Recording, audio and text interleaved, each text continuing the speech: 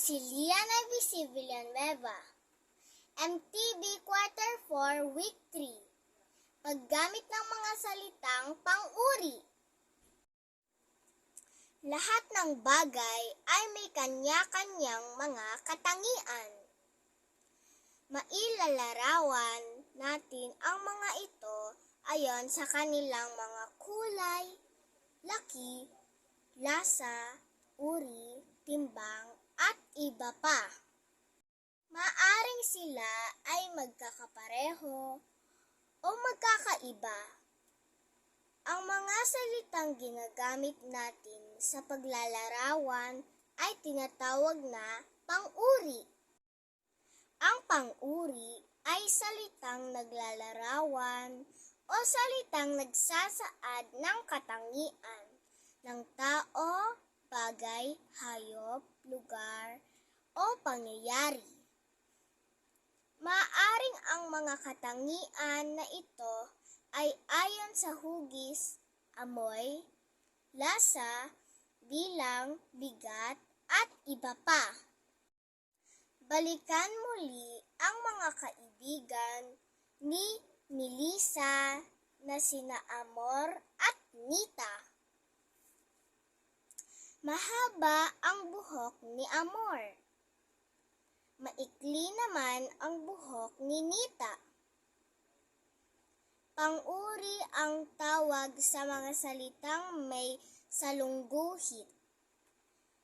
Ang mahaba at maikli ay mga salita na naglalarawan ng buhok nila. Ang pang-uri ay maaaring magkasing kahulugan o magkasalungat. Ang mga salitang may kapareho o katulad na kahulugan ay tinatawag na magkasing kahulugan. Ang mga salitang mayroong kasalungat o kabaliktaran na kahulugan ay tinatawag na magkasulungat. Basahin natin ang iba pang mga halimbawa. Pang-uri na magkasing kahulugan. Number 1. Malinamnam ang pansid, habhabs ng Quezon. Number 2. Mahusay na leader sina Rizal at Aguinaldo. Magaling silang mamuno. Number 3. Maraming luma na simbahan sa Batangas at Rizal. Antigo na ang mga ito. Malinamnam, malasa, mahusay, magaling, luma, antigo. Pang-uri na magkasalungat. Number 1. Malayo ang Quezon sa Maynila. Malapit naman ang Cavite. Number 2. Malaki ang maleta na binili ni Mira. Maliit naman ang biniling maleta ni Mara. Number 3. Mataas na lugar ang Rizal at Cavite. Mababa naman na lugar naman ang Laguna, Batangas at Quezon. Malayo, malapit. Malaki, maliit. Mataas, mahababa. Gumagamit tayo ng mga salitang pang-uri para ilarawan ang katangian ng pangalan. Gumagamit tayo ng magkasing kahulugan na pang-uri para ipakita ang magkapareho ng katangian.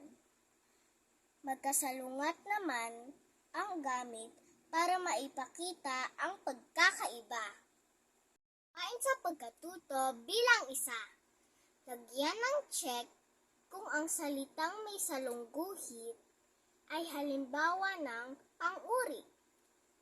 Lagyan naman ng X kung hindi ito pang pang-uri. Number 1. Maraming hot spring sa Laguna.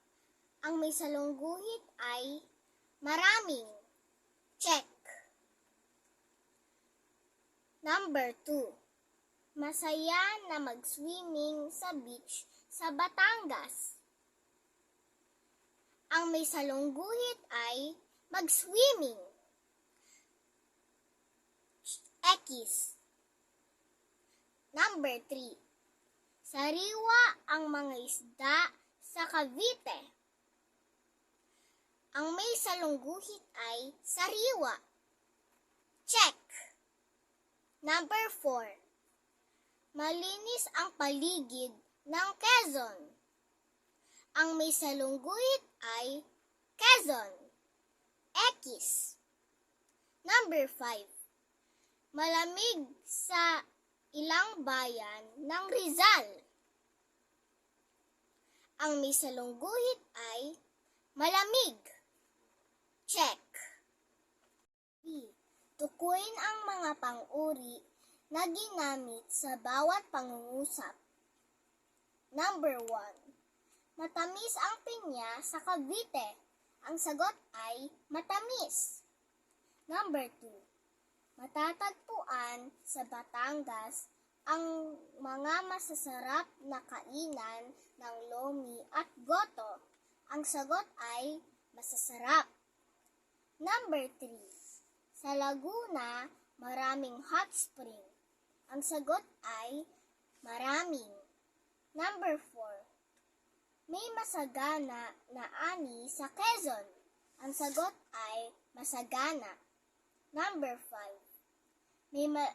May malalaki na windmill sa Rizal.